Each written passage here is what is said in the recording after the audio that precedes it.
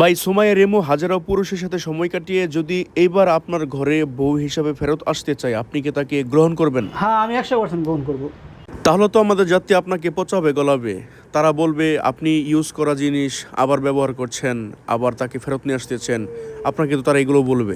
গোলাপ, আমাকে যদি সে পাবলিক যদি মনে করেন ধুয়েও দেয়, তাতে তো আমার কোনো সমস্যা নাই। কারণ পৃথিবীতে জন্মাইছি একবার, মৃত্যু হবে একবার। তো এখন আমিও দ্বিতীয় বিয়ে করলে আর ওই সুখ আসবে না। আর সুখ কোন জায়গায় জানেন? সুখ হয়েছে ওই যে আমার ছেলে আছে ছেলের কাছে। ওই ছেলেটা আছে না, ছেলেটাই আমার সুখ। ও সুখের জন্য আমি সব কিছু ত্যাগ করতে পারবো। কারণ ওকে আমি মনে করেন ও দিন শেষে জানি ও স্কুলে বলতে পারে যে আমার আব্বু আছে, আমার আম্মু আছে। বলতে না পারে ও জানি কেউ যে আমার আম্মু ছেড়ে চলে গেছে, আমার আব্বু আছে। এই কথাটা যেন দিয়ে ওকে কেউ খোঁড়া না দিতে পারে। খালি একটা কারণেই আমি ওকে মেনে নেব। আইজ হোক, কাইল হোক, পরশু হোক, তরশু হোক, আসলে আমি মেনে নেব।